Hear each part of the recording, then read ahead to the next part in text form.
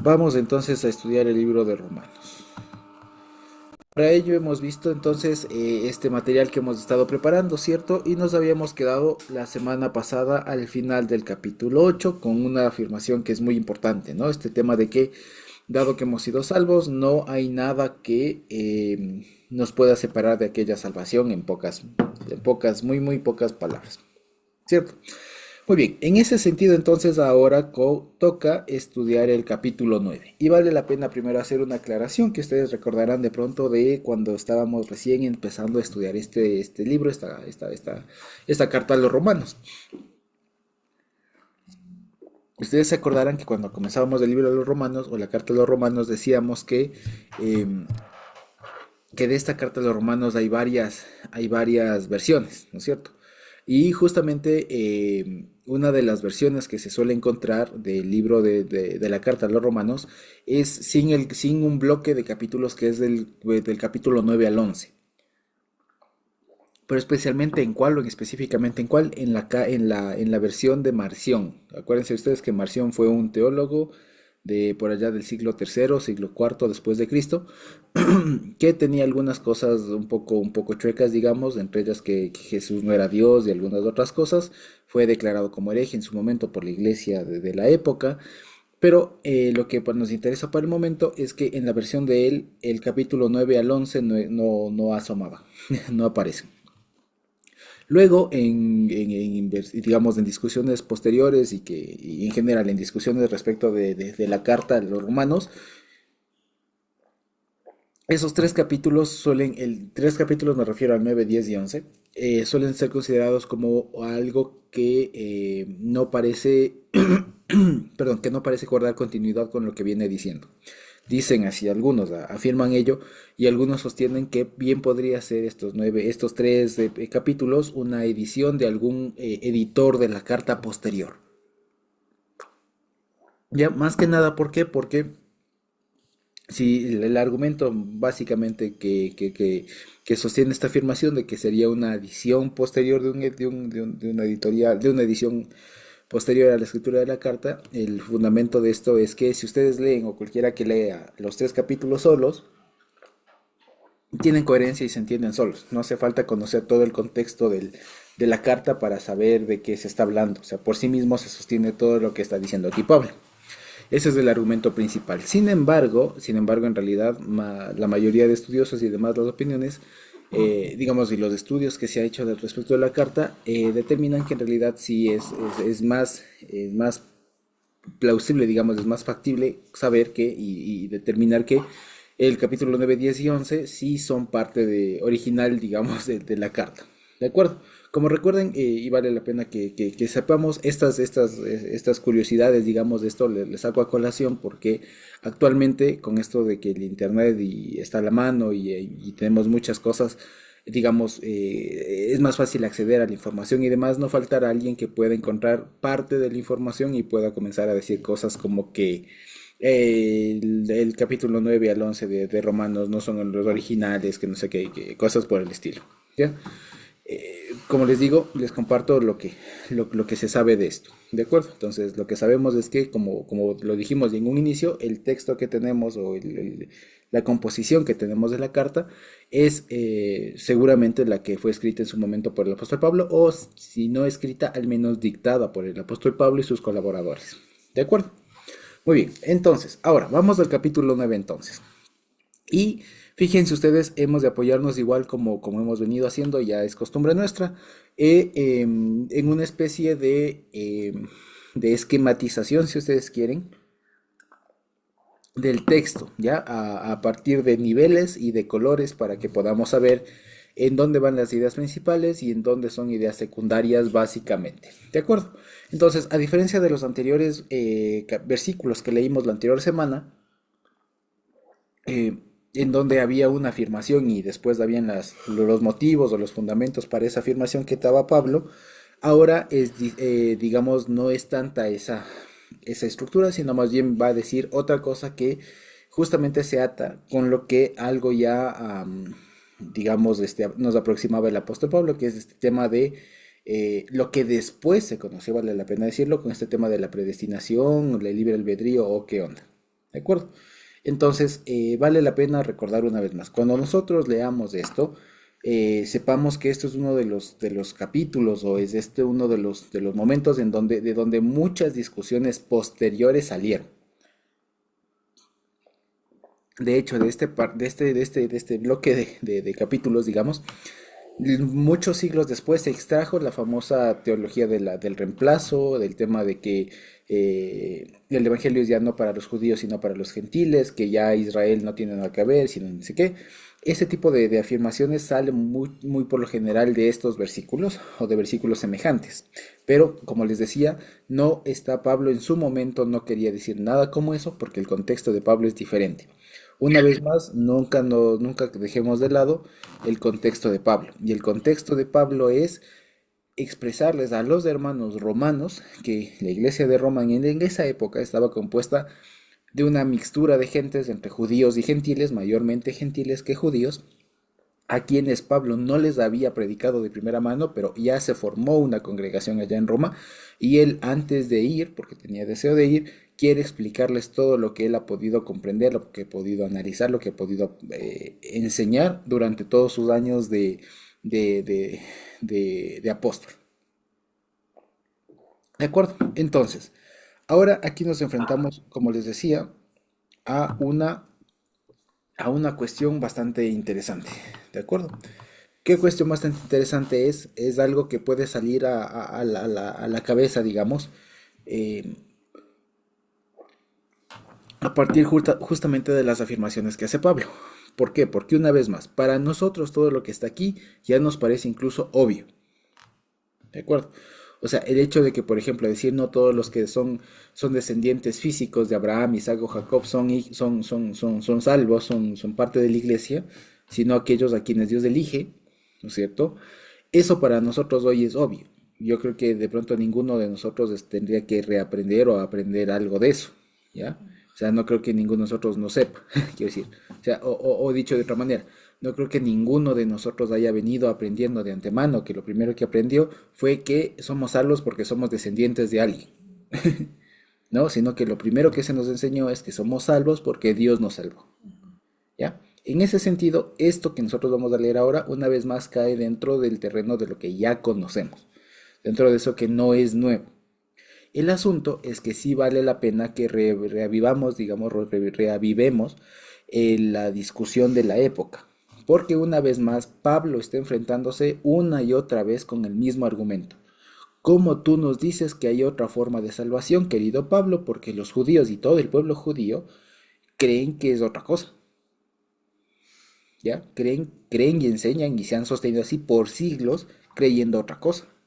Y aparentemente la Biblia dice algo diferente a lo que tú dices. Entonces, ¿cómo es esto, Pablo, de que somos salvos por gracia y no por ley? ¿Y cómo es esto de que los gentiles son salvos? Y de que siendo salvos no necesitan adscribirse a ninguna forma de judaísmo conocido en la época, que será la otra cosa, ¿de acuerdo? Porque aquí entre comillas, aquí entre paréntesis vale la pena decirlo.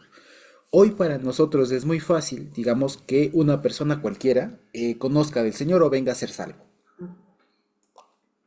Basta que nosotros le hagamos, cualquier persona, ¿no? No sé, de nosotros le haga repetir a la nueva persona, ¿no es cierto?, que se está arrepintiendo, que Dios le está trayendo, etcétera, le guiemos en alguna oración, llámese oración de fe, lo que sea, en alguna confesión, lo que sea, pero basta que de uno le guíe a la persona a reconocer que el Señor es que Jesús es el Señor y que necesita perdón de sus pecados, básicamente, ¿no es cierto? Con eso ya es salvo, ¿no es cierto? Y independientemente de a dónde luego se congregue. ¿Me explico? En términos muy generales, vaya y venga, ahora ya hay algunas instituciones y denominaciones que afirman que si no son de los suyos no son salvos, pero en términos generales no hace falta adscribirse a ninguna denominación para saberse salvo. Actualmente. ¿Ya? Actualmente. Hay excepciones como todo, pero actualmente ninguno de nosotros diría, ah, sí, ya aceptó el Señor, pero le falta determinarse a ver si es de la denominación A, de la denominación B, a ver con cuál es, para ver si realmente es salvo. Sí, sí, ya hizo la oración de fe, pero a ver qué mismo. O sea, ninguno de nosotros así, o ningún cristiano, digamos, así en términos generales, se atrevería a decir algo por el estilo. Hay excepciones. ¿Ya? Pero en términos generales es eso. Sin embargo, en la época del apóstol Pablo y en la época del Nuevo Testamento, no era así. Porque a diferencia de nuestra época en donde la fe cristiana, por así decirlo, o como normalmente le suelen decir, las religiones judeo-cristianas son muy difundidas en el mundo, en la época de Pablo no, aún no estaba difundido el Evangelio. Por lo tanto, para cualquier persona aproximarse al Dios nuestro, ¿cuál era la manera que tenía a la mano antes de que haya el Evangelio? ¿Cuál era? Sino judaizándose. O sea, adquiriendo vale la pena, no por judaizar aquí en este sentido, estamos hablando de no de adquirir las ritos, tradiciones, sino de sacando la nacionalidad, haciéndose judío, haciéndose ciudadano judío. ¿Ya? De Judea, de la provincia romana de Judea, digamos, ¿ya? Esa era la forma de cómo se podía aproximarse a Dios. Ya vaya y venga dentro de sus diferentes sectas de la época, si sea fariseos, esenio, lo que sea, ¿ya? Pero esa era la única forma, es decir, la única forma que se había entendido hasta la época y que era la tradicional, era a partir del pueblo. O sea, formar parte del pueblo era sinónimo de ser salvo. Eso es a lo que quiero ir. Ya, el ejemplo más claro de eso es lo que le dijo Ruth a Noemí, ¿se acuerdan ustedes? Tu Dios será tu Dios y tu pueblo será mi pueblo. ¿Ya? Eso para nosotros es hoy una confesión de fe, salva y todo lo demás, pero la idea que se tenía en esa época era que ser salva, o sea, ¿cómo operaba la salvación? Porque uno llegaba a formar parte del pueblo.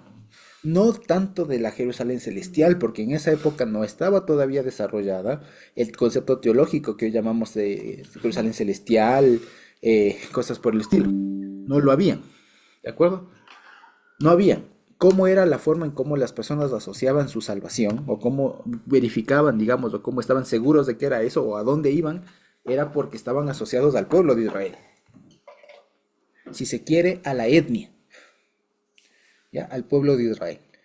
Ahora, ¿qué pasa con los gentiles? Cuando el evangelio comienza a llegar a los gentiles, en la época de Pablo, de los apóstoles, no se adscribían a ninguna, primero no se adscribían al pueblo judío, no se hacían judíos, no perdían su nacionalidad, no es que dejaban de ser romanos y se hacían judíos, dejaban de ser griegos o árabes, seguían, digamos así, civilmente o políticamente, seguían con la nacionalidad con la que nacieron. Y segundo, no se adscribían ni tampoco a ninguna de las formas en cómo se practicaba la fe de Israel. O sea, no se hacían ni fariseos, ni esenios, ni celotas, ni nada. Los nuevos cristianos. O sea, quedaban en este sentido, desde la perspectiva tradicional, quedaban como en un limbo. ¿Sí me explico? O sea, formaban parte de qué. ¿Me explico? Pero esto ¿por qué? ¿Por qué esta forma así como que de este sinsabor así de ¿y a dónde van? Porque tradicionalmente se identificaba o se asociaba la salvación con formar parte del pueblo, ¿ya? Y formar parte del pueblo era básicamente nacionalizarse, ¿no es cierto? Entonces, esa era la idea que estaba en el fondo de este tema de la conversión y todo lo demás. Porque para los judíos, más que una conversión del corazón, era una conversión de nacionalidad y de tradiciones y de cosmovisión, si se quiere. De acuerdo, eso. Ahora, cuando los gentiles con el evangelio desde Pentecostés y todo lo demás comienzan a creer así en masa y comienzan a cambiar en masa, comienza a pasar todo eso, no se adscribieron ni a los fariseos, ni a los esenios, ni a los saduceos, ni a nadie. Y tampoco fueron contados como judíos. ¿Me explico? Entonces esto generaba en la época muchas dudas. ¿Cómo yo sé que realmente este man es salvo? Perdón que diga este man. ¿Cómo yo sé que este nuevo hermano griego o romano, ¿ya? O árabe o egipcio es realmente salvo si no es parte formalmente como en la época del pueblo? ¿Cómo lo es? ¿Cómo es? Y ahí es cuando Pablo comienza a decir lo que comienza a decir. ¿Ya?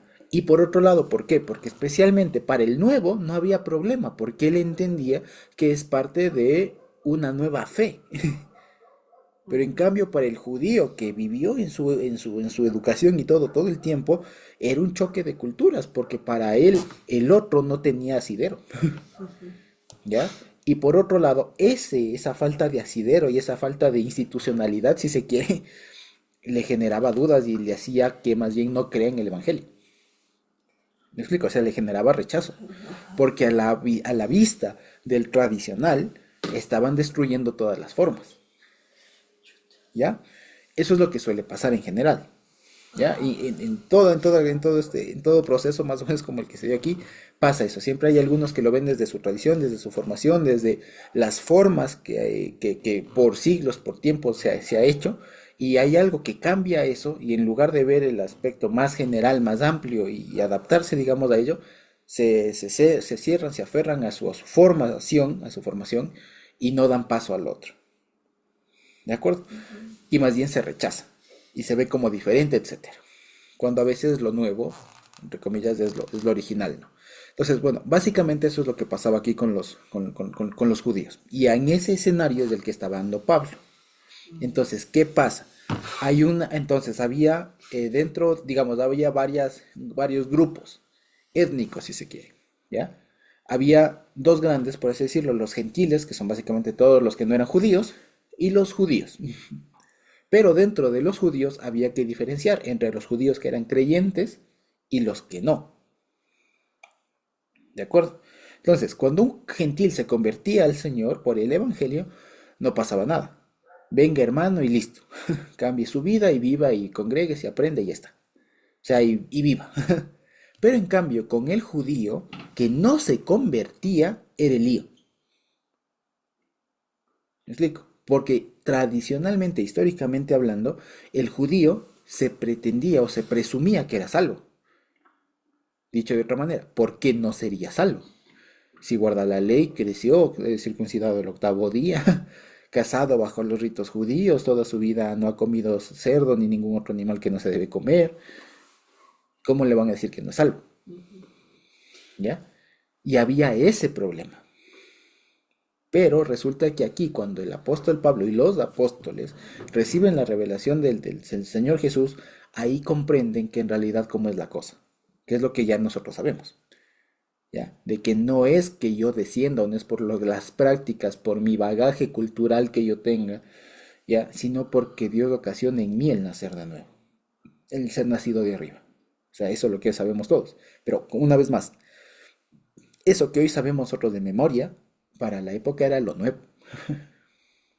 Para la época era lo que rompía el esquema y generaba un montón de dudas. Especialmente aquí Pablo se va a enfrentar a la duda de ¿y qué pasa con los judíos que no reciben el Evangelio?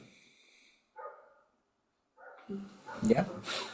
Cualquiera de nosotros diría, no, pero es que sí, bueno, es que si están guardando la ley, y viven y han sido el pueblo escogido, ya han sido el pueblo escogido y no sé qué, ¿cómo no van a ser salvos? Si hay un montón de pasajes donde dice que ustedes son mis hijos, no sé qué, ¿y cómo no van a ser salvos? Aquí Pablo nos está diciendo no, porque si hemos aprendido que la salvación es por parte de Dios y que solamente Dios es el que puede salvar a las personas, tanto judíos como gentiles, eso significa que por más judío y por más tradicional y por más que cumpla la ley, ya no va a ser salvo si Dios no le ha salvado.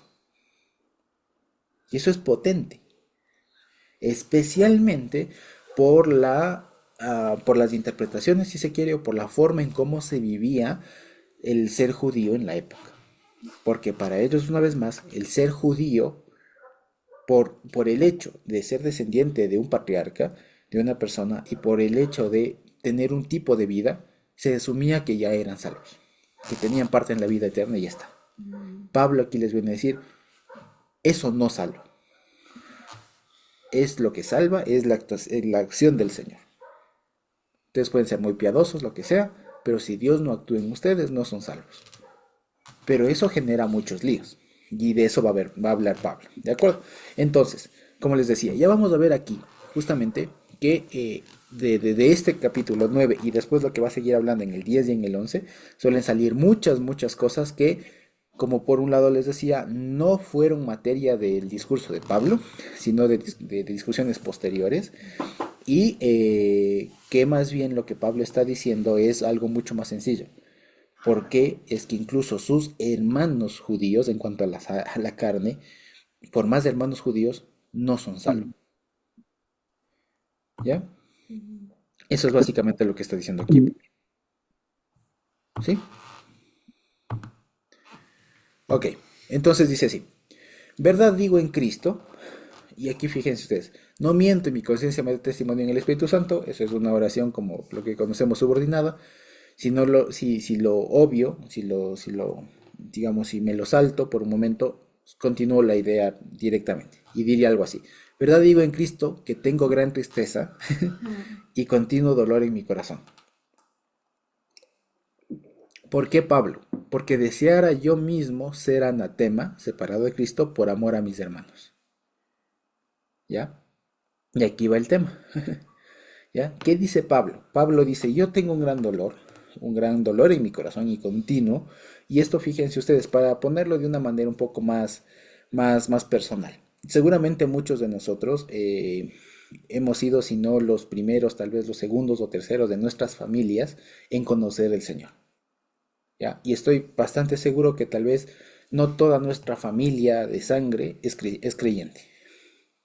Y estoy casi seguro de pronto de que no son cristianos porque no se les ha predicado, ¿ya? Y que seguramente nosotros, y creo que esto puede ser algo que sí lo hayamos vivido todos, que haya parte de nuestra familia que habiéndoles predicado no lo aceptan, ¿ya?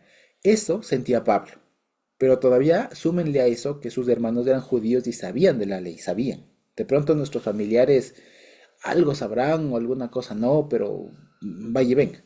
Pero como para que más o menos, digamos, nos pongamos en sintonía con el dolor que siente Pablo, porque aquí Pablo hace una nota muy sentida. Aquí Pablo, casi como lo hizo en Gálatas, no está hablando ya tanto desde la razón, si se quiere, sino desde el corazón. Está hablando un poco con su emotividad, por así decirlo, y no por eso es menos importante, sino porque lo que dice, tengo tristeza y continuo dolor en mi corazón. Entonces él va a explicar justamente de una manera muy sentida, ¿ya? Su dolor. O sea, fíjense ustedes, o sea, Pablo sintiendo dolor y tristeza. ¿Por qué? Porque le pegaban, ¿no? Porque no aceptaban el evangelio, ¿ya? Un dolor enorme. Y él dice, desearía yo mismo ser anatema. ¿Qué significa anatema? Aquí mismo nos dice, separado de Cristo, ¿ya? Por amor a mis hermanos. O sea, ¿qué quiere decir? O sea, preferiría que yo no sea salvo y que más bien entren ellos. ¿Ya? O sea, a ese nivel de... Esto básicamente es como bien lo dice aquí, por amor a mis hermanos. ¿Ya? Eso es justamente amor. Les ama tanto que él diría, por último, sáqueme a mí y meta un montón de ellos. ¿Ya? Ese es básicamente, es una hipérbole, no es una exageración, evidentemente. ¿Ya? Y aquí va a hablar justamente de los hermanos.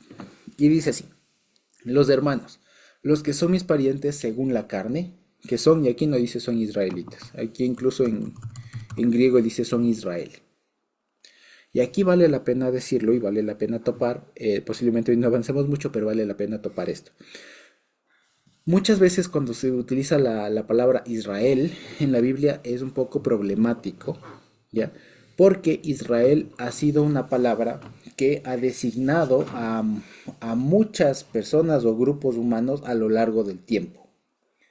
Y esto, digamos, parece un poco obvio, pero a la larga es bastante interesante y es muy importante saber a qué nos estamos refiriendo. Porque, por ejemplo, si hoy yo digo Israel y le pregunto a cualquier persona de la calle, oiga, ¿usted conoce Israel? ¿Qué va a pensar cualquier persona de la calle? Pues el Estado de Israel, el país que está ahorita y ahí con un montón de líos y todo lo demás. Está pensando en eso. Pero hoy, siglo XXI, 2025, hoy van a pensar en eso. Pero ¿qué pasaría si, por ejemplo, preguntamos a alguien hace 80 años, ¿conoce usted Israel? ¿Qué responderían? Si nos acordamos de la historia, no van a responder que era el Estado de Israel porque no había.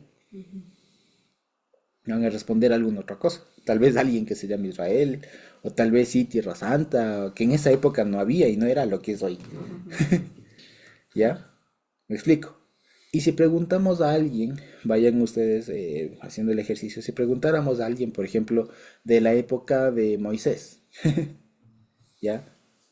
¿Usted conoce a Israel? ¿Ya? ¿Qué respondería alguien, un beduino por ahí, un egipcio?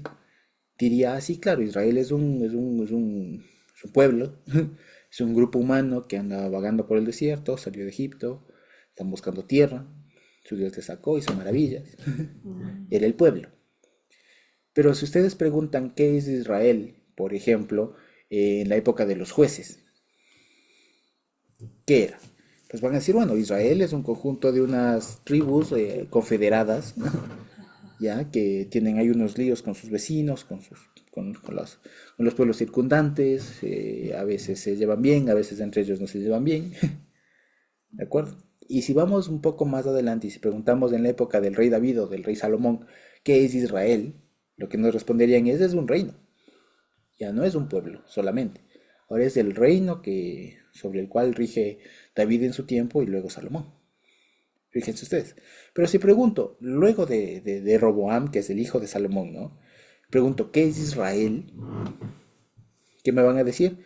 Ah, sí, es el reino que quedó de la división de lo antiguo Israel. Se dividió en dos, abajo que es el reino de Judá e Israel son las denominadas 10 tribus, ¿no? El reino del norte. Ese es el reino de Israel, en la época después de Salomón, ¿no? Fíjense ustedes. Y si después en la época de la reina Esther, hagan cuenta, pregunto, ¿qué es Israel? Posiblemente vuelvan a tener la idea de pueblo, porque no había nación, porque fueron expulsados. Muy pocos, muy pocos se quedaron. ¿Ya? Entonces, fíjense, con toda esta reflexión, lo que quiero preguntar ahora es, ¿a qué concepto o a qué se refiere aquí el apóstol Pablo cuando dice son Israel? ¿Ya? Y vamos a verlo. Porque aquí muchas veces, y vale la pena decirlo, a veces es muy fácil hacer una asociación muy sencilla. Aquí dice Israel o israelitas. Primero, como les decía, no dice israelita, no está en gentilicio, dice israelita, así, tal cual. Y entonces, si en las versiones que tengamos dice israelita, o hijo de Israel, o algún gentilicio así, no está bien. Literalmente dice son Israel. ¿Ya? Y aquí fíjense ustedes. Aquí Pablo, incluso más adelante, va a utilizar la misma palabra tal cual, en dos sentidos diferentes. Aquí, fíjense, en este versículo 4 de Romanos 9, Pablo está utilizando la palabra Israel o el término Israel de un modo étnico. Y en general lo usa de un modo étnico. Es decir, a los que son parte del pueblo de Israel. ¿De acuerdo? Porque está hablando de los parientes según la carne, de sus parientes según la carne, que son Israel.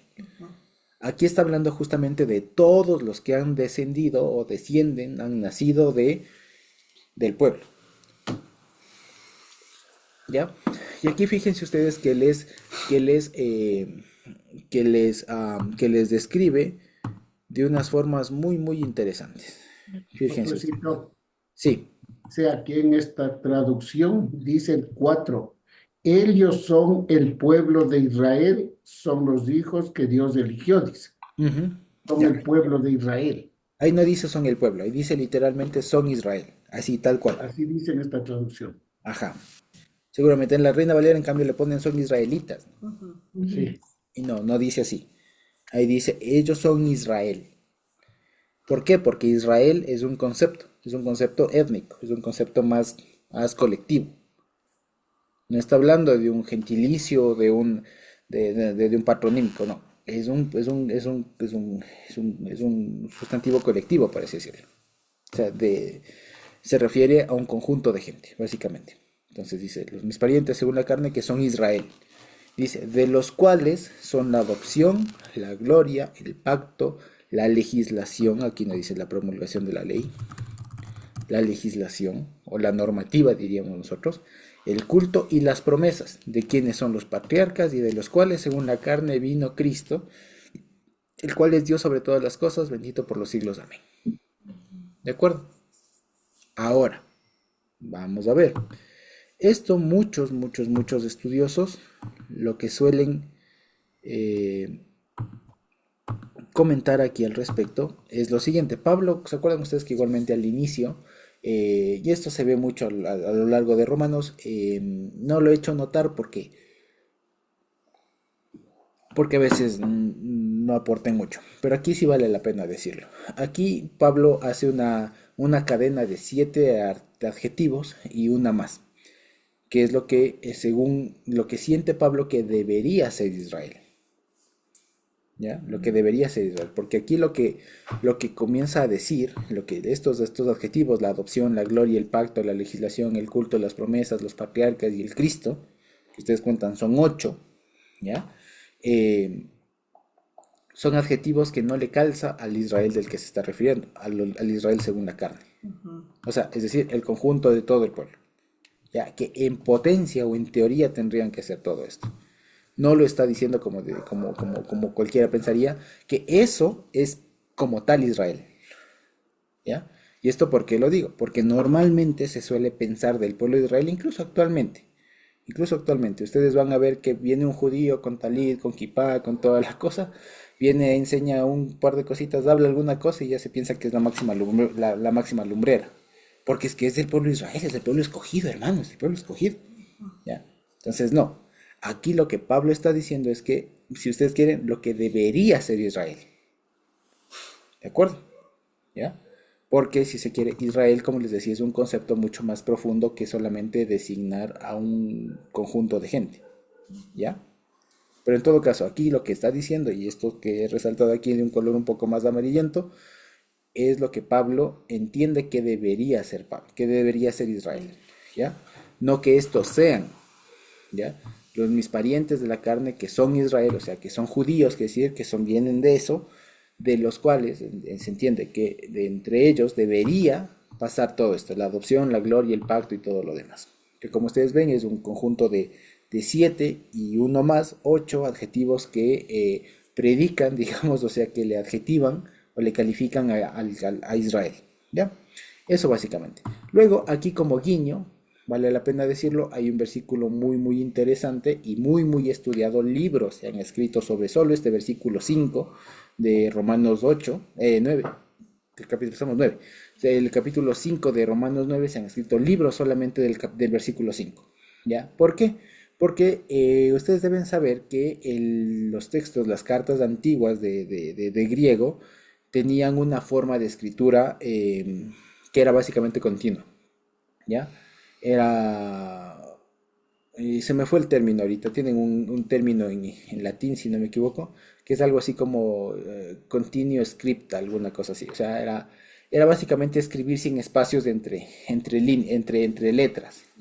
O sea, se escribía de corrido. Hagan cuenta que esto se escribía así, o sea, sin comas, sin signos de puntuación y así, ¿ya? Hagan cuenta que esto originalmente estaba escrito así. ¿Ya? Sin comas, sin espacio, sin nada. ¿Ya? Así. ¿Ya? Así se escribía, digamos, ¿no? O sea, tampoco tan pegadito, pero lo que quiero decir es sin espacios que delimiten las palabras y sin comas, sin puntos, sin nada de eso de signos de puntuación que permiten entender un poco lo que se quiere decir. Asúmenle eso a que a veces en el griego no hay como que una sintaxis como nosotros verbos, sujeto, predicado, sino que a veces se puede escribir en desorden, entonces es un poco complicado eso. Ahora, este versículo, como les decía, solamente como curiosidad, resulta que aquí, fíjense ustedes, depende donde yo ponga la coma para entender. Aquí la Reina Valera es muy fiel digamos, en esto y vale la pena decirlo. Entonces, fíjense, si yo lo vuelvo a poner como estaba, ¿no es cierto? Aquí se tiene una declaración muy fuerte, muy potente respecto del concepto del Mesías. ¿De acuerdo? ¿Por qué dice? Cristo, ¿ya? Dice, de los cuales vino Cristo. Entonces, de este viene el asunto. vino Cristo. Entonces está hablando de Cristo. Y dice, fíjense, el cual es Dios sobre todas las cosas. Si lo vemos, está diciendo que el Mesías es Dios sobre todas las cosas. Bendito por los siglos, amén.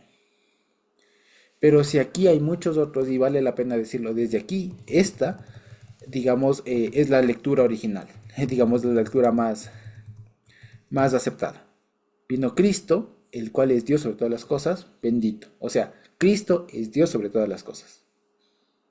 Pero hay algunos que en cambio sugieren que como no hay estos signos de puntuación en el original y los textos más antiguos que se tienen están todos juntitos, todas las letras pegadas y sin signos de puntuación, sin espacio, sin nada, entonces algunos sugieren que se lea algo así como vino Cristo, vino Cristo, eh, bueno, y se va reacomodando también, ¿no? Que diría algo así como que vino Cristo, eh, el cual es sobre todas las cosas, y Dios es bendito por los siglos. ¿Ya? O sea, se le hace juegos, básicamente, para no hacer mucho lío. ¿Ya? Pero lo que quiero decir es que aquí, en todo caso, esto es una afirmación muy importante, porque aquí se dice que Cristo, o sea, la figura del Mesías, entiéndase Jesús, es Dios sobre todas las cosas. ¿Ya? Es algo muy interesante. Ahora, volviendo al tema, fíjense, y aquí una de las cosas que siempre se le apunta a Pablo, y como ustedes ya nos daremos cuenta y sabemos, ya no es nuevo para nosotros,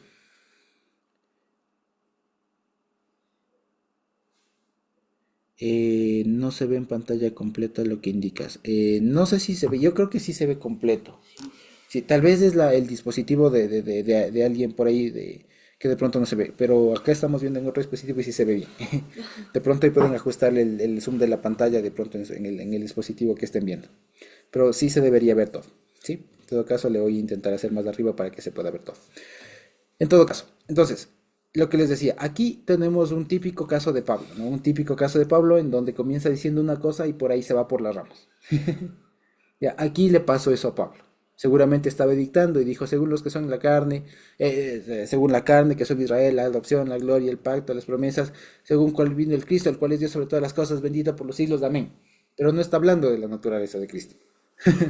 Explico, no está hablando. Sin embargo, deja ese guiño de lo que él pensaba, ¿ya? Y vuelve a tomar la línea de lo que estaba hablando. Y dice, tengo tristeza porque desearía yo mismo ser anatema, separado de Cristo por amor a mis hermanos. Dice, no que la palabra de Dios haya fallado, fíjense que continúa el asunto, no que la palabra de Dios haya fallado, porque no todos los que descienden de Israel, fíjense ustedes, son Israel. Que me comí una L. Ni por ser descendientes de Abraham son todos hijos. Esa es la verdad que está diciendo. Sino en Isaac te será llamada descendencia. Esto es, no los que son hijos según la carne son los hijos de Dios, sino los que son hijos según la promesa son contados como descendientes. ¿Ya? Entonces fíjense ustedes, esto que para nosotros ahora es obvio, para el momento era revolucionario. Era reenfocar todo lo que la gente pensaba.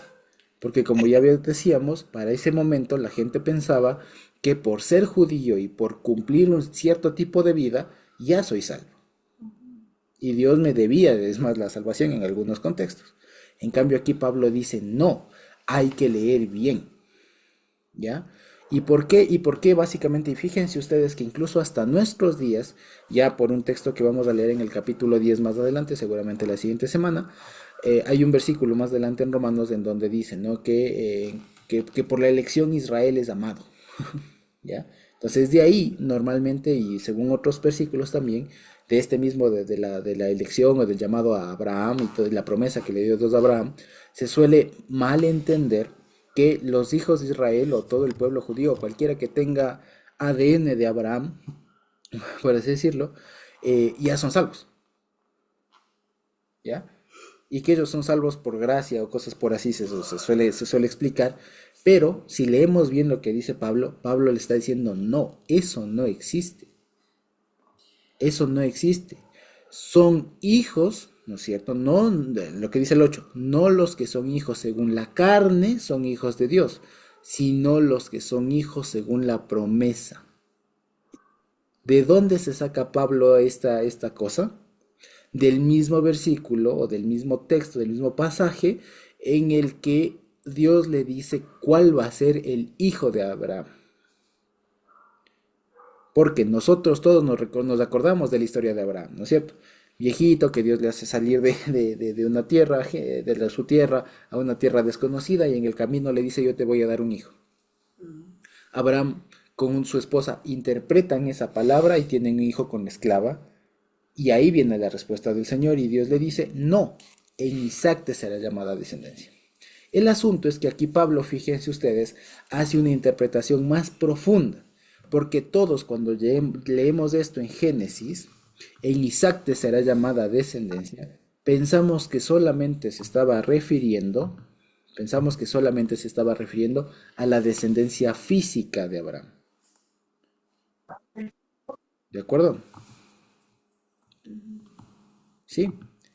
O sea, y todo, cualquiera de nosotros que lee, que se acuerda de la historia de Abraham, se acuerda de un viejito que era estéril, o que una pareja que no podía tener hijos, una pareja de viejitos que no podía tener hijos, y Dios le hizo el milagro de que tenga un hijo.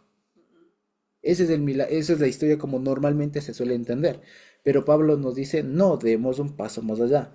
Lo que está pasando ahí en realidad es que el Señor cuando le dice que Isaac le va a ser, por Isaac le va a ser llamada la descendencia, ¿qué se está viendo ahí?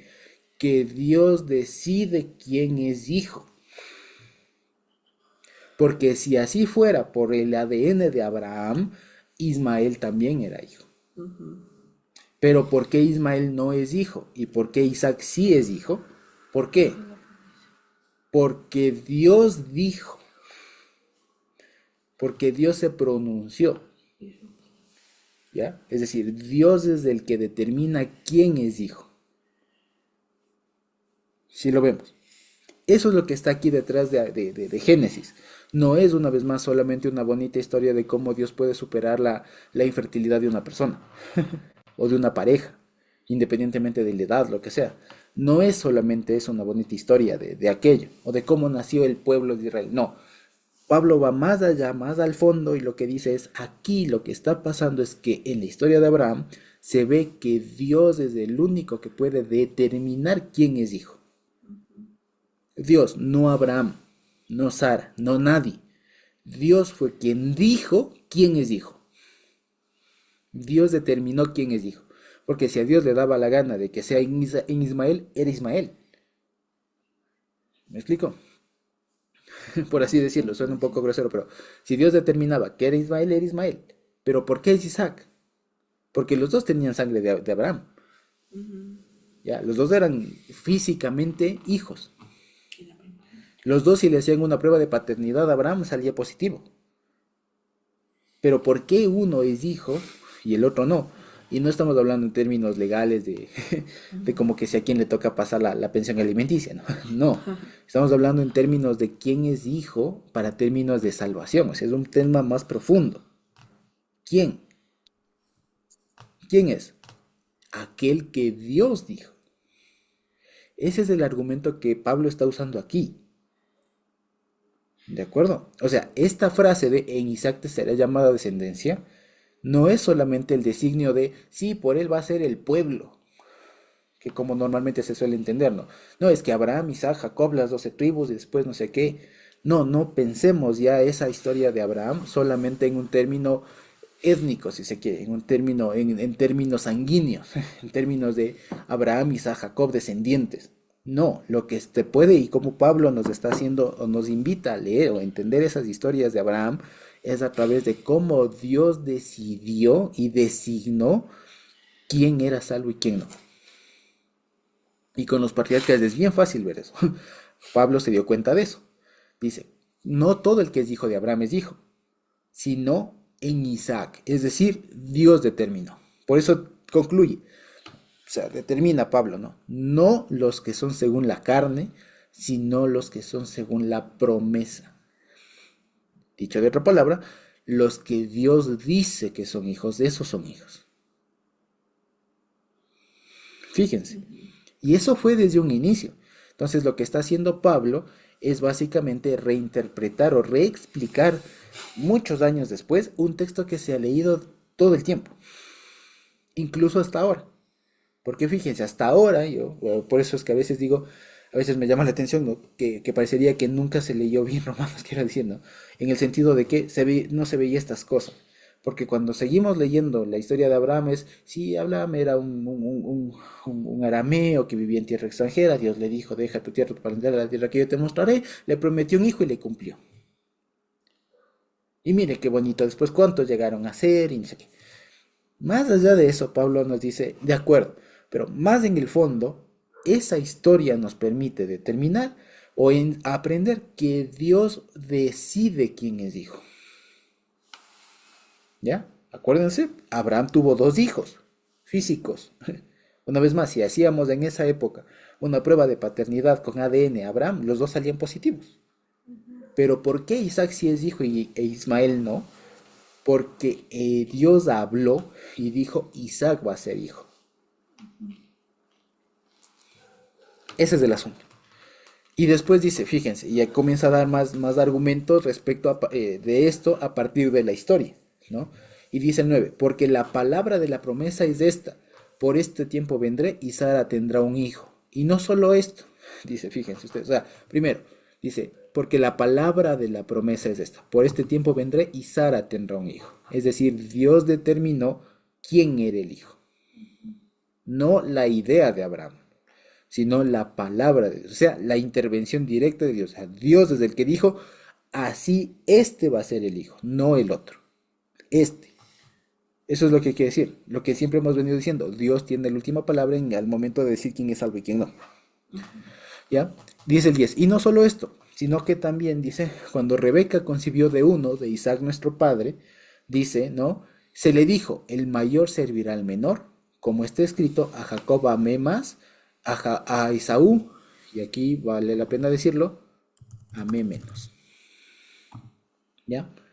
Ahora fíjense, ya quedó claro con la historia de Abraham y Sara con Isaac, ¿no es cierto?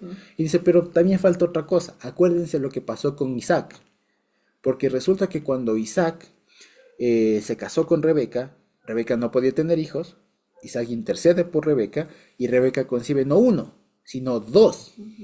Entonces fíjense una vez más que se vuelve a dar el mismo escenario teológico, ya no familiar, o sea, olvidémonos un poco de los vínculos familiares, ya de descendencia.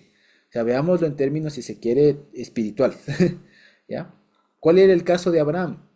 ¿Ya? Uno diría, ¿no? Uno diría, bueno, no, es que en el caso de Abraham, bueno, te la valgo que sea Isaac porque es que el otro era de la esclava. ¿Cómo va a heredar, no? Como incluso hasta legítimamente más derecho tenía de heredar el hijo de la esposa que antes que el de la esclava, de la concubina, si quiere. O sea, más derecho tenía Isaac, eso era obvio. Pero aquí Pablo saca otro escenario en donde es más radical esto. Dice básicamente, ¿se acuerdan ustedes de lo que pasó con Rebeca? ¿Cuántos hijos tuvo Rebeca? Dos, gemelos, mellizos, ahí ese rato, en el vientre. ¿Cuál fue el escenario ese para que de pronto digan que, que es diferente lo de Abraham y todo lo demás? Bueno, vamos a lo de Rebeca, ¿ya? Y dice Rebeca, y fíjense en el 11, ambos no habían ni nacido, ni habían hecho ni bien ni mal, para que el propósito de Dios conforme a la elección permaneciese, no por las obras, sino por el que llama. Fíjense ustedes, y se le dijo, el mayor servirá al menor. Como está escrito, a Jacob amé, mas de Esaú amé menos. ¿De acuerdo? Ahora, fíjense ustedes, vale la pena decirlo y aquí una aclaración bien importante. Aquí yo me di cuenta de una cosa. Aquí uno puede saber mucho hebreo, pero no le sirve. ¿Por qué? Porque esto, fíjense, y fíjense que en este capítulo 9 va a ser mucho, o va a ser uno de los que Pablo, uno de los en los que Pablo cita mucho la escritura, y cita. No solamente dice como está escrito o alguna cosa así, sino que cita la escritura. Ya citó una parte de Génesis, ahora cita otra, ya esto del mayor servir al menor. ¿Y por qué digo que no sirve, que en estos momentos no sirve saber hebreo? Porque si uno va a leer en hebreo, no dice así, ¿ya? Dice de otra manera. Y aquí Pablo no se está apoyando en el texto masorético, sino se está apoyando en la Septuaginta. De hecho, la mayoría de citas que Pablo hace aquí en este capítulo 9 y en general en Romanos son muy son muy acordes, perdón, con la traducción de la Septuaginta. ¿Por qué? Ya lo vimos hace un tiempo, porque ese era el lenguaje que se utilizaba. ¿Ya? Es cierto que si yo leo este versículo allá en Génesis en hebreo, puedo decir que el mayor o el que puedo decir algo así como el mayor servirá en pequeño. O sea, no al menor, sino en pequeño. ¿Ya? Y se puede sacar muchas enseñanzas mesiánicas y todo lo demás. Pero el asunto es que aquí Pablo no opta por esa traducción, sino por la de la Septuaginta, que es esto, el mayor servirá al menor. ¿Ya? Y dice, como está escrito, a Jacob amé, y cita otra, ¿no? Que esto es del profeta Miqueas, si no estoy mal, o Malaquías, que dice, a Jacob amé y a Esaú amé menos. ¿Cuál es el asunto aquí? ¿Qué es el escenario que Pablo nos está poniendo? Un escenario muy difícil. Porque si ustedes dicen, como les decía, a ver, el argumento de Pablo con Abraham e Isaac, digamos, ¿no es cierto? Era un poco rebatible, ¿ya? Porque uno diría, claro, Dios habló, sí, pero a la larga Isaac tenía un beneficio y era que era el hijo del oficial. Ismael no. Entonces Pablo es como que dice, de acuerdo. Veamos otro caso más límite. ¿Qué pasó con Isaac, con Jacob y Esaú? ¿Qué pasó? Antes de que siquiera nazcan, antes de que ellos hagan algo. ¿Por qué? Porque también vale la pena decirlo, porque al parecer para la concepción judía y desde antiguo del pueblo de Israel, de los patriarcas y todo lo demás, el niño comenzaba a existir desde que nacía, no en el vientre. ¿Ya? O sea, era considerado como decir persona.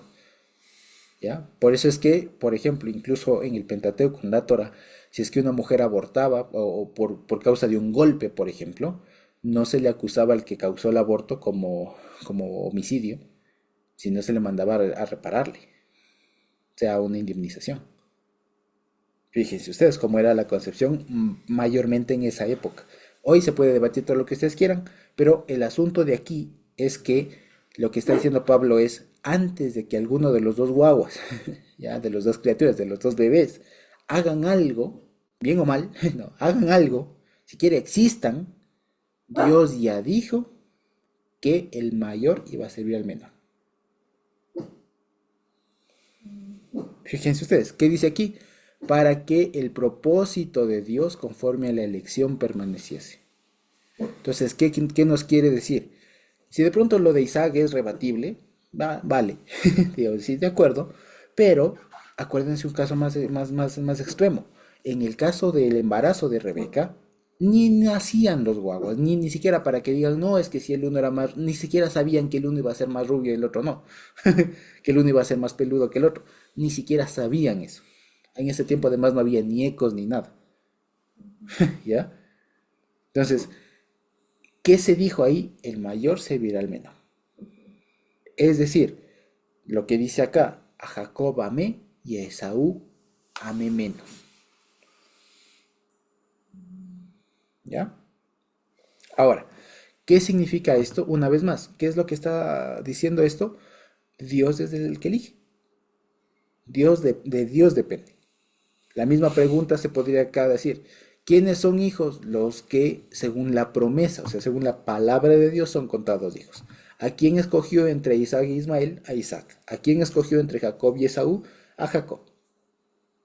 Al menor. Y eso que el mayor normalmente sería el que es el que encabeza, el candidato más óptimo. Pero el Señor no. Se fue contra toda lógica y escogió al menor. ¿Ya? Ahora, ¿qué significa esto de a Jacob amé pero a Esaú amé menos? Vale la pena decirlo aquí. Literalmente no dice así. ¿De acuerdo? Literalmente no dice así. Literalmente sí dice aborrecí y odié. ¿De acuerdo? Pero esto hay que explicarlo. Esto hay que explicarlo por una cosa. Porque no faltará quien de pronto diga, mira, Dios odiando. Pero no que Dios es amor. Y si Dios es amor, entonces ¿cómo va a odiar? ¿Cómo va a aborrecer? Además, aborrecer es un sentimiento negativo, malo. No hay que aborrecer. ¿Cómo va a aborrecer? ¿De acuerdo? Porque uno asocia el aborrecimiento con o sea, le atribuye una carga emotiva negativa. Malo. ¿De acuerdo? Y el asunto es que, vale la pena decirlo, ahí sí dice aborrecer. O sea, no hay cómo hacerse loco. Lo que pasa es que hay que entender cómo se usaban las palabras en la época, ¿ya? Y en la época El aborrecer se utilizaba por, se me fue la palabra, esta figura literaria que es hipérbole, ¿ya? Se utilizaba por hipérbole, ¿ya? ¿Qué es una hipérbole? Básicamente para una exageración, ¿de acuerdo? Entonces, como cuando en la Biblia dice, a Jacob amé y Esaú no amé, y Esaú aborrecí, el aborrecer es una exageración de lo que originalmente se quería decir, básicamente. Y ejemplos de esto hay un montón en la Biblia. Por ejemplo, esta frase de cuando el Señor Jesús utiliza eso de el que me ama más a mí que a padre y madre, o el que ama a padre y madre más y a mí menos, ¿ya? Eso, por ejemplo, son formas de cómo es que se puede entender que Dios ama en general, solamente que decide demostrar más amor hacia uno y menos hacia otro. Básicamente, para que no suene raro el tema de aborreció, ¿ya? Básicamente, lo mismo vamos a ver con el faraón abajo, con el tema de endurecerle o lo que sea, ¿ya? Básicamente eso. Entonces ahí lo que se debería entender es a Jacob amé, pero a Saúl amé menos, ¿ya? Y dice, ¿qué pues diremos? ¿Hay injusticia en Dios? En ninguna manera. Porque cualquiera de esto diría, oiga, pero aquí, y esto es una de las preguntas incluso hasta filosóficas que se plantean desde tiempos antiguos, pero si es así, Dios es injusto. Porque ¿bajo qué criterio escoge? Y si es Dios y Dios es amor y todo lo demás, ¿por qué no salva a todos? ¿Me explico? Y esa pregunta es una pregunta ingenua, ¿ya? Porque cree que Dios debe salvar a todos. Y respondamos una vez, Dios no debe salvar a todos. Dios podría salvar a todos, sí, pero Dios no debe salvar a todos. Es diferente, ¿ya? Que Dios puede salvar a todos, sí, pero Dios no debe salvar a todos, ¿ya? Eso básicamente. ¿Por qué? Hay muchas razones, ¿ya? Ahora vamos a ver una de estas. Y dice, ¿qué pues diremos? ¿Hay injusticia en Dios? No, porque a Moisés dice, tendré misericordia del que yo tenga misericordia y me compadeceré del que yo me compadezca. Básicamente, ¿qué es esto? Esto se llama una sola cosa, soberanía. Es decir, Dios es soberano, Dios es autónomo. Él sabe por qué lo hace. A él no hay nadie que le diga, oye, ve, no, sí, arrepiéntete, Señor, ¿cómo no le vas a salvar a esta persona? ¿O cómo le salvaste a este? Lo que quiere decir este versículo que está citando Éxodo, que es justamente este versículo, aparece en el capítulo 33, si no me equivoco, de Éxodo, ¿ya? Viene justamente después del episodio del becerro de oro, ¿ya? Y ahí el Señor dice esto, yo tendré misericordia del que yo tenga misericordia y me compadeceré del que yo me compadezca. Es decir, Dios es el que decide, usted no opine, básicamente. Dicho en otras palabras, usted no sabe, déjeme a mí actuar. Yo sé de quién me compadezco y de quién no. ¿Y por qué? Usted después va a entender, a usted ahorita no lo va a entender. Esto, como les digo aquí, cualquiera de nosotros diría así, digamos, porque en nuestra lógica parecería que hay un tema de, pero si Dios es bueno, no, si Dios es bueno, si Dios es justo, es santo, es amoroso, es tierno y todo lo demás, ¿por qué no salva a todos? ¿Por qué no simplemente perdona? ¿Ya? Uno diría, sí, sí, pero eso es pensar que Dios es solamente eso. Y Dios es mucho más complejo que eso. Y Dios también es justo, Dios también es santo, Dios también es soberano, Dios también es Dios. De tal manera que cuando Él hace un juicio, hace una elección, lo hace no solamente desde el amor, o no lo hace solamente desde el no amor, lo hace en conjunto, lo hace todo. Y ahí es cuando a veces se demuestra más un atributo que otro, más la misericordia, más el juicio, etcétera. En fin. Entonces aquí Pablo, fíjense ustedes que dice otra conclusión, otra afirmación muy importante, que es esta, ¿no? Que es esta de, así que no depende del que corre, ¿ya? No depende del que quiere ni del que corre, sino de Dios que tiene misericordia. Fíjense ustedes. Pero para llegar a esta conclusión, digamos, de esta afirmación, Pablo ha tenido que desvelar un poco la historia de Abraham, de Isaac, ¿no es cierto? Y también un poco de Moisés. Y ya que topó a Moisés, dice, fíjense, porque la escritura dice a Faraón, para esto mismo te he levantado, para mostrar en ti mi poder y para que mi nombre sea anunciado por toda la tierra. Fíjense ustedes, llama también otra, o trae a colación también Pablo, otra figura muy y por demás conocida, el faraón de Egipto, ¿no es cierto? El faraón del Éxodo, del cual se dice que su propósito era mostrar el poder de Dios, ¿ya? Fíjense ustedes, entonces si ustedes quisieran hacer aquí una, una, una comparación, si se quiere, una balanza, ¿de acuerdo? Entre los propósitos del Señor. Uno diría, bueno, pero ¿y qué le costaba al Señor más bien tocar el corazón del faraón y salvarle? Y más bien así, con eso todos salían, y más bien el faraón hubiera sido salvo, imagínense. ¿Me explico? ¿Qué pasa ahí? Es cierto, fíjense ustedes, hagamos ahí el razonamiento. Es cierto que para nosotros hubiera sido muy loable que el Señor, en lugar de ponerse, digamos, en lugar de mostrar las 10 plagas y acabar con un país, ¿no es cierto? Simplemente hubiera sido más fácil de pronto cambiarle el corazón al faraón y perdón, y en virtud de eso sacar al pueblo de Israel con todo y faraón. Porque no, hermoso, ¿no es cierto? Bello, se acababa todo, no había necesidad de tanta cosa. El asunto es que eso es un fin, eso es un propósito. Si se quiere, estaríamos viendo solamente la película desde el propósito, el objetivo, o si se quiere, el aspecto de Dios de salvar, de bondad, de misericordia. Pero resulta que Dios no es solo eso. ¿Qué otro objetivo tenía aquí más del Señor? ¿Solamente ser misericordioso en el Éxodo? ¿O qué más quería hacer y necesitaba hacer Dios en ese momento? Aquí lo dice, mostrar su poder y que su nombre sea anunciado por toda la tierra.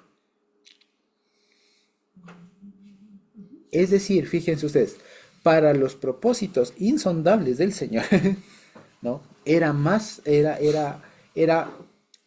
digamos, era oportuno mostrar su poder antes que salvarle al faraón.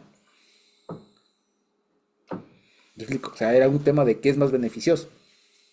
Salvar ahorita, hacer digamos, algo que hace con cualquier persona, digamos, por más duro que su corazón sea, salvarle y tal, o que se muestre el poder del Señor. Porque fíjense que a través de lo que pasó en el Éxodo, hasta ahora seguimos hablando de eso. Y no hay persona tal vez en el mundo que no sepa la historia del Éxodo, o tal vez muy pocos, pero al menos la historia del Éxodo, algo de las 10 plagas, todo eso se sabe. Todo eso se sabe. De esa manera, fíjense, algo que hizo hace miles de años el Señor, digamos, fíjense, fue una persona, versus que todo el poder del Señor se conozca y se haga renombre. ¿Qué es más? Para los propósitos del Señor. ¿Me explico? Eso es lo que está diciendo acá. Entonces, fíjense ustedes, lo que aquí quiere ponerse, lo que aquí quiere decir fíjense, o sea, la cuestión no es tan fácil, es lo que quiere decir en últimas.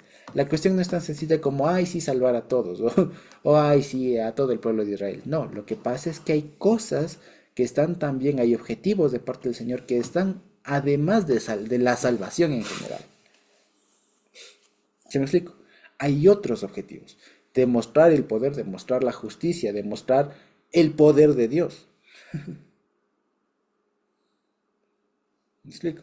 Hay otros objetivos. Por eso es que el Señor dice, de manera que de quien quiere tiene misericordia y el que quiere endurecer, endurece. Y aquí vale la pena decirlo. Esta forma de decir endurecer, o el que quiere endurecer, endurece, parecería incluso, si lo leemos así, que Dios es el que endurece, ¿no? Y eso se acuerdan que cuando leíamos incluso Éxodo y todo lo demás, parecería que Dios mismo es del malo, porque ahí dice, y Dios endureció el corazón de Faraón. Y cualquiera de nosotros diría, bueno, si es que Dios es el que endureció el corazón del Faraón, ¿cómo es que entonces le puede inculpar de pecado? Si Dios es el que le endure el corazón. O sea, en ese caso, no, la culpa no es del faraón, sino de Dios que le endura el corazón. Pues. ¿Qué culpa tengo yo si Dios me endura mi corazón? Ya, no es así. A pesar de que aquí diga, al que quiere endurecer, endurece, y da la impresión de lo que decíamos, en realidad estos verbos desde tiempos antiguos, y no solamente en el contexto bíblico, sino también el contexto en general de las religiones, si se quiere, estos verbos se suelen utilizar mucho en un sentido como figurativo, en el sentido de la reacción que tiene el corazón humano ante la operación de un Dios. Es decir, si aquí lo que aquí deberíamos de entender, si se quiere, no es que y al que quiere endurecer, endurece, si se quiere, sino más bien, y aquel que no quiere ensuavecerse, si se quiere, él mismo se endurece, por así decirlo. O sea, básicamente, el endurecimiento viene como resultado de la misma naturaleza dura del corazón, que incluso ante la muestra de Dios no cambia. ¿Ya? Eso básicamente. Independientemente de todo, digamos, el hermano Eric lo suele explicar de una manera un poco más sencilla y suele decir, ¿no? Al que quiere endurecer o al que quiere lo deja duro. O sea, con el que no quiere, más bien no lo toca, si se quiere, ¿ya? Sea como fuera, el asunto, más allá de las palabras que podemos entender, es el siguiente, y es que Dios es soberano. Eso es lo que está detrás de todo. Dios es soberano y además de la salvación, Dios tiene otros propósitos que cumplir. ¿Sí? Hay muchos más propósitos que cumplir que solamente salvar y perdonar pecados. No es del todo. Para nosotros seres humanos pecadores es lo más importante que nos atañe a nosotros, eso sí, pero no es el único objetivo. Dios tiene muchos otros objetivos, como aquí vemos uno, mostrar el poder, hacer que su nombre sea conocido, demostrar su justicia. Hay muchos otros objetivos que el Señor tiene y que a veces, para lograr esos objetivos, hace falta no salvar a alguien. Usted ¿Me quisiera no explico? sanar a O alguien no sanar a alguien, o, o o, no dar o, un milagro o no a dar un alguien. milagro, etcétera. ¿Me explico? De esa manera es como se entiende incluso las desgracias que a veces nos pueden pasar y todo lo demás. O sea, ¿por qué a veces Dios no hace lo que uno quiere, básicamente? Si es que lo que yo quiero es bueno, lo que yo quiero es loable, si lo que yo quiero es bondadoso, es bíblico. ¿Por qué si Dios, si yo lo que yo digo es bueno, ¿por qué no? ¿Por qué no le salvó a un familiar de la muerte? ¿Por qué no me salva a mí, no me sana? ¿Por qué a mí? ¿Por qué Dios no ha...? Bueno, resulta que Dios no solamente tiene esos objetivos, tiene muchos otros. ¿Ya? Es eso, es eso. Yo, por ejemplo, esto lo aprendí de la siguiente manera. No es en nada comparable, pero en algo se equipara. ¿Ya? En algo se equipara. En cuanto a objetivos nada más. Todos nosotros estamos en alguna familia y todos nosotros de alguna manera, si somos cabezas de hogar, trabajamos, etcétera, tenemos un cierto presupuesto para nuestros hogares, ¿no es cierto? ¿Qué hacemos? ¿Qué es lo que procuramos, digamos? ¿Ya? ¿Cuándo estamos en capacidad de ir al cine o de comer un helado, de comer afuera o de algo así? O de irnos de paseo, lo que sea. ¿Cuándo estamos en capacidad de hacer algo así, digamos? ¿Ya? Sino cuando las necesidades mínimas se han cubierto. Y así, O sea, sería muy irresponsable que sin tener que comer hoy nos vayamos de viaje a Disney y nos gastamos la plata que no tenemos y regresamos y ahora sí a comer pan con huevo porque no hay más. Pero qué bonito viaje. O sea, eso sería muy irresponsable. Pero en términos normales, fíjense ustedes, nosotros incluso como seres humanos comunes y corrientes, trabajamos igual por objetivos. Y hay ocasiones, y a todos seguramente nos ha pasado, en donde algún objetivo se cruzan. ¿Me explico? ¿Ya? Hay objetivos que a veces se cruzan. ¿Ya? ¿Qué compro? ¿Me explico? Casos muy difíciles, ya solo les pongo como para pensar. El típico caso en donde está en peligro la vida de la mamá y del bebé, cuando está por nacer, y le toca decidir al papá. ¿Ya? ¿Qué escoge? ¿Ya? Son casos así muy críticos, ¿ya? O cuando nosotros a veces tenemos igual un caso menos crítico en casa y decimos, bueno, tenemos este presupuesto y podemos ahorrar y esperar un poco o comprar una computadora que hace falta para el trabajo y que nos puede servir en una cosa, pero el ahorro nos serviría porque, quién sabe, estamos, tal vez del trabajo no es muy seguro, cosas por el estilo. ¿Qué hace? ¿Me explico? O sea, ese tipo de Sí, cosas, ¿ya? De decisiones y de cosas que de pronto nosotros estamos más o menos habituados, pasan también a niveles más profundos, ¿ya? Y no es que Dios se ponga a dudar de qué hago, Dios mío, qué hago, sino solamente es como para que veamos que no siempre se puede conceder todo, no siempre se puede conceder todo. Y más que eso, Dios no está en la obligación de conceder todo. ¿Quién ha dicho? ¿Quién ha dicho que Dios está? No sé si ustedes han visto esta película El Todopoderoso. ¿Ya? Está con Jim Carrey. Hay una parte en donde, muy criticable el que sea la película, pero para el ejemplo sirve, en donde tiene que responder todas las oraciones, ¿no? Y él en algún momento se crea un sistema de mail y a todas las oraciones responde sí. Y lo que pasa en el mundo es un caos ahí. ¿No? Todo el mundo ganó la lotería, todo el mundo se quedó así. Y hubo un caos. Porque todo respondió sí. Eso, aunque es una película sinceridad, muy, una de esas. aunque es una película muy cuestionable y todo lo que ustedes quieran, pero tiene esta idea que aquí nos viene bien, ¿ya? Porque a veces el decir que por qué Dios actúa de una manera o no de otra, no sé qué, es pensar, y de una manera a veces muy ingenua, que Dios tiene que conceder todo lo que es solamente bueno, loable, misericordioso, bonito, y no, Dios no está obligado a hacer eso. ¿Quién ha dicho? ¿Quién ha dicho que Dios está obligado a solucionarnos toda nuestra vida? Wow, darnos ¿Ya? lo que queremos. O a darnos todo y absolutamente todo lo que queremos, o lo que a mí me parece que es bueno, porque es bueno. Porque ¿cómo no va a ser bueno acabar con el hambre mundial? ¿Me explico? ¿Ya? ¿Quién dice que Dios está obligado a hacer eso? No lo está. ¿Ya? ¿No? ¿No está? Y esto de pronto es un golpe de realidad. Y eso es algo con lo que tenemos que aprender.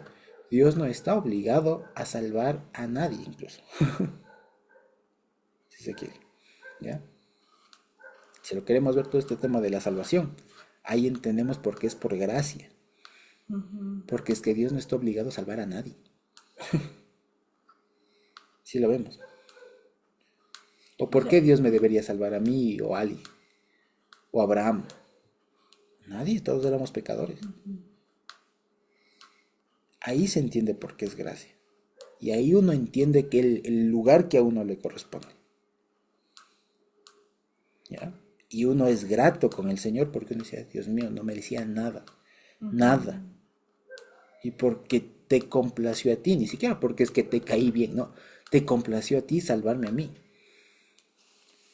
Pero si lo vemos una vez más, esto quisiera que les quede grabado. Dios no tiene la obligación de salvar a nadie, o la obligación de salvar a nadie, porque somos pecadores, todos. Y ahí entendemos por qué cuando Dios salva es gracia. A veces nosotros pensamos al revés. Pensamos que como con nosotros Dios es bueno porque somos hijos, tiene la obligación de tratarnos como a hijos a todos. Y no, ¿quién ha dicho? No entender de que, de que soy hijo, merezco Claro, o porque soy, tanto, exacto, cosas. como dice mi esposa, porque soy hijo, me merezco todo lo bueno, todo lo justo, todo. No me pueden pasar No, cosas malas. ¿quién ha dicho? ¿Quién dijo? ¿Ya? O sea que Dios me tiene que bendecir siempre, todo el tiempo. ¿Quién ha dicho? ¿Ya? Dios tiene sus propias obligaciones, si se quiere, lo que Él mismo se obligó. Él se obligó a poner su vida por nosotros. Se obligó a hacernos Wow. cuerpos inmortales, A venir muchas por su otras pueblo. cosas, a venir por su pueblo, a darnos su espíritu, a enseñarnos. Eso está obligado y eso lo hace. Pero hay algunas otras cosas que Dios no está obligado.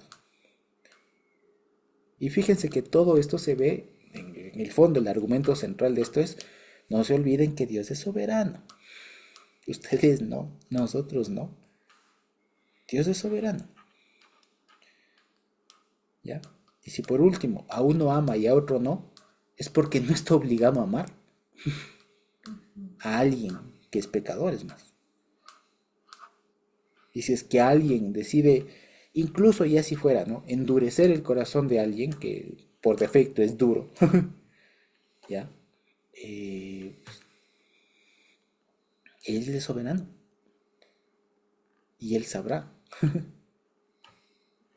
Y además de ser soberano, es justo, es bueno y todo lo demás. Y hay propósitos del Señor que se están cumpliendo, además de lo que a mí a primera vista me pueda parecer horroroso o contradictorio, lo que sea. Si lo O vemos, no justo. o injusto, lo que fuera. ¿Ya? Entonces, ese es el asunto. A eso es a lo que iba. Entonces, fíjense que esto, como les decía, pega mucho y rompe, como ustedes lo pueden, como podrán ya intuir, rompe con las a veces muy, muy sencillas afirmaciones de, a ver, hermano, ¿qué cree? ¿Predestinación o libre albedrío? Es que es mucho más complicado que eso, como les decíamos. No es ni lo uno ni lo otro. No es ni lo uno ni lo otro. ¿Sí? Y como les decía finalmente, para ir terminando por hoy, este baño de realidad, digamos, de este asentón que nos da en la, en la tierra, fíjense, Pablo lo dice un poco más duro, ¿ya? O sea, uno es como que que se asunta y uno dice, Dios mío, claro, ¿ya? Dice, pero me dirás, ¿por qué pues inculpa? Porque ¿quién ha resistido a su voluntad? Más antes, oh hombre, ¿quién eres tú para que alterques con Dios? ¿Dirá el vaso de barro al que lo formó, ¿por qué me has hecho así? ¿O no tiene potestad el alfarero sobre el barro para hacer de la misma masa un vaso para honra y otro para deshonra? ¿Y qué si Dios, queriendo mostrar su ira y haciendo notorio su poder, soportó con mucha paciencia los vasos de ira preparados para destrucción y para hacer notorias las riquezas de su gloria, las mostró para con los vasos de misericordia que él preparó de antemano para gloria, a los cuales también ha llamado, esto es a nosotros, no solo de los judíos, sino también de los gentiles?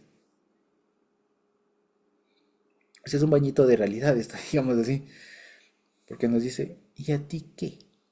Di algo, quéjate. O sea, es como se suele decir en inglés, know your limits, ¿no? O sea, know your place, o sea, ubícate. Por eso les digo, porque a veces cuando hay estas preguntas, a veces puede ser que en el fondo estas preguntas, dependiendo de la situación, a veces lo hacemos por impotencia, por dolor, por lo que sea, pero a veces, pasado estas emociones, lo que suele estar detrás, suele a veces estar, es una rebeldía contra el Señor. Y en el fondo también lo que suele estar es una intuición de yo soy más justo que Dios. Si yo fuera, yo lo hubiera hecho al revés. Dios se equivocó. Y eso es algo muy delicado que afirmar. Y lo que aquí Pablo nos dice es, no, ubíquense. Ustedes son apenas barro. Y si ustedes han sido hechos un barro para gloria, para honra, ¿qué van a decir? No quiero. O si el otro es para deshonra, ¿qué va a decir? No quiero. No puede el barro decirle no me hagas de esta manera o hazme de la otra. El barro es barro, inerte. El único que tiene poder, potestad, como dice ahí, para obrar o para afectar la forma y el uso que le da al vaso de barro en el ejemplo, es el alfarero. Quéjense. Y esto, como les digo, a la naturaleza humana no le gusta para nada. Para nada, porque uno se siente así como que en el aire, como que uno se siente medio inútil. Uno se siente así como que entonces, ¿para qué está Dios y para qué tanta cosa? Pero ojo, que esto está hablando en temas de salvación, de quién es salvo y quién no es salvo. No está hablando de mi vida, mis destinos, qué estudio, qué es qué. No, está hablando en temas de salvación, vale la pena decirlo. Una vez más, por eso es que a veces cuando se enfoca esto desde predestinación o libre albedrío, me parece que está mal enfocado porque esa no es la pregunta. ¿Ya? No es la pregunta de, a ver, cada acción de mi vida, cada mínimo paso que doy, ¿está escrito o lo voy escribiendo yo? Eso no es lo que está hablando Pablo. Lo que aquí está hablando Pablo es de cómo Dios decide él y es el único que tiene la potestad para decir quién es salvo y quién no. Eso es lo que está hablando Pablo. No tanto de un tema de, a ver, dices que hoy no hago nada es porque Dios así lo quiso o es porque yo no quise. No, no es eso. La cuestión aquí en el fondo es Dios es el único que decide quién se salva y quién no. Porque Él es el único que puede decidir eso, nadie más. ¿Ya? Eso básicamente. Y después cita unos pasajes de los profetas, ¿ya? Ahora sí para terminar. Y dice, como también en Oseas dice, llamaré pueblo mío al que no era mi pueblo y a la no amada amada. Y en lugar donde se les dijo, ustedes no son pueblo mío, allí serán llamados hijos del Dios viviente. También Isaías clama tocante a Israel, si fuera el número de los hijos de Israel como la arena del mar, solo el remanente será salvo, porque el Señor ejecutará su sentencia sobre la tierra en justicia y con prontitud. Y como antes dijo Isaías, si el Señor de los ejércitos no nos hubiera dejado descendencia, como Sodoma habríamos venido a ser y semejante a Gomorra seríamos. Fíjense, pero esto más allá de todo eso, ¿qué está recalcando? Son versículos que si ustedes leen en el contexto se puede entender otra cosa, en el contexto propio de cada texto. Pero sacado fuera de esto, del contexto, apoya a la tesis, digamos, a la afirmación de Pablo de que solamente Dios decide. ¿Quién es el único que puede decir, llamaré pueblo mío al que no era pueblo? Dios. ¿Por qué? Por su promesa. O sea, una vez más, nos está dando todos estos textos que, como les decía, en su contexto propio de cada capítulo de Oseas y de Isaías, se aprende otra cosa, ¿ya? No que esté mal, sino que solamente se aprende un tema distinto, ¿ya? Pero cuando Pablo tiene esta virtuosidad de extraer estos pasajes aislados y los conecta bajo un mismo hilo, y se entiende, pero fíjense que para hacer esto no es tan sencillo, ¿ya? Lo que está aquí diciendo son estos versículos que saca, estos pasajes que saca Pablo, para dar a conocer pronunciamientos del Señor en donde se evidencia que Dios es el que escoge. Que si no hubiera sido por Dios, o los que Dios escoge, esos son salvos. ¿De acuerdo? Fíjense. Eso básicamente es lo que quiere decir aquí Pablo. Luego, el 30 y además lo seguimos leyendo la siguiente semana, que me parece que se conectan más con el capítulo 10. ¿De acuerdo? Pero fíjense ustedes, y aquí nada más una reflexión final, fíjense que estos tres versículos, como les decía, estos tres pasajes, este de Oseas y estos dos de Isaías, que saca Pablo, tienen esta particularidad ya metodológica, ¿no? Que en el contexto propio de Oseas 2 o Oseas 1, en donde está hablando esto y de los dos pasajes de Isaías, si ustedes leen todos los capítulos, van a hablar que está hablando de otra cosa. No está hablando de esto de la decisión del Señor, está hablando de otra cosa. Y fíjense que esto es justamente un método de interpretación, como se suele decir a veces que, como para dar un nombre muy rimbombante, ¿no? Una técnica de interpretación bíblica muy avanzada, porque significa sacar unas verdades ya de textos que en su contexto no dicen eso, pero que armados juntos se arma una tesis que es sólida. ¿Me explico? Esto es lo que se llama en hebreo un drash, ¿ya? ¿Se acuerdan ustedes del pardés que muchas veces se suele hablar? Esto es un drash. Escoger varios textos que en principio no están conectados y darles un sentido, pero que aquí funciona. Esto, por ejemplo, es lo que normalmente se intenta hacer mucho en los mensajes, en las enseñanzas bíblicas. Coger un mismos versículos así, todo, y armar de ahí un pasaje. Pero como ustedes se dan cuenta, no es tan sencillo. En realidad esto es mucho más complejo. Y esto se llega, digamos, cuando uno tiene por un lado, mucha escritura en la cabeza y uno puede ver más allá del texto. ¿Me explico? O sea, porque aquí Pablo no está viendo el significado, si se quiere, de cada palabra o de cada capítulo 2 de Oseas, o no está mandando, como en otros casos, sí, a leer todo el capítulo 1 de Oseas. ¿No? Aquí Pablo está sacando estos pasajes, estos tres pasajes, que, como les decía, en su contexto original de Oseas y de Isaías, hablan sobre alguna otra cosa, pero que sirven para apoyar lo que él está entendiendo. Y él está viendo más allá del texto. Y cuando aquí los junta, pues tiene una enseñanza muy, muy sólida. Ya les digo, hacer esto no es tan sencillo. ¿Ya? Pero una vez que se logra y una vez que se entiende, digamos, la idea principal, luego lo demás ya fluye. ¿Ya?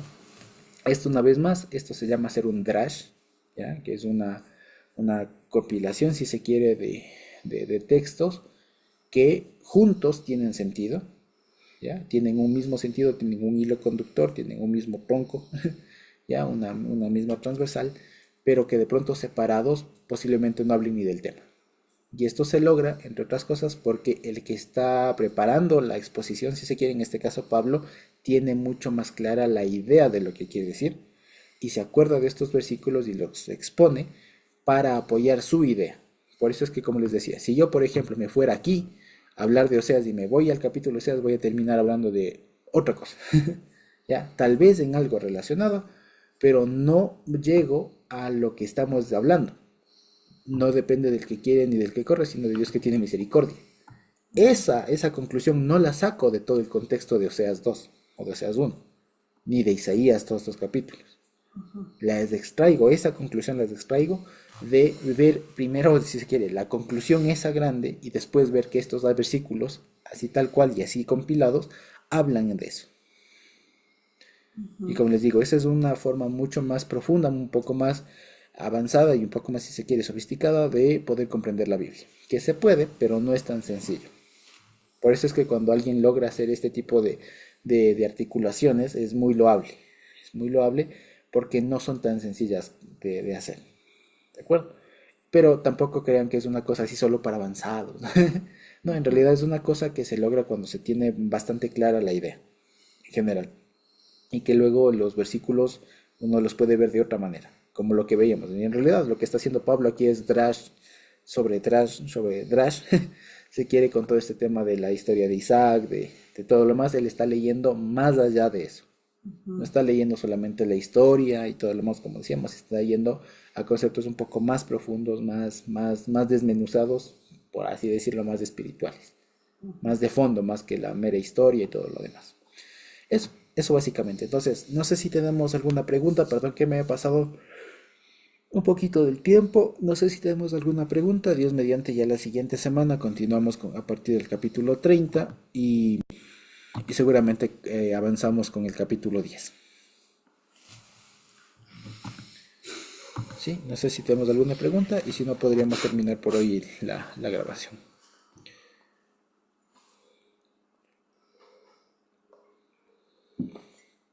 ¿No? Creo que no. Ok. Qué gusto. Dios bendito.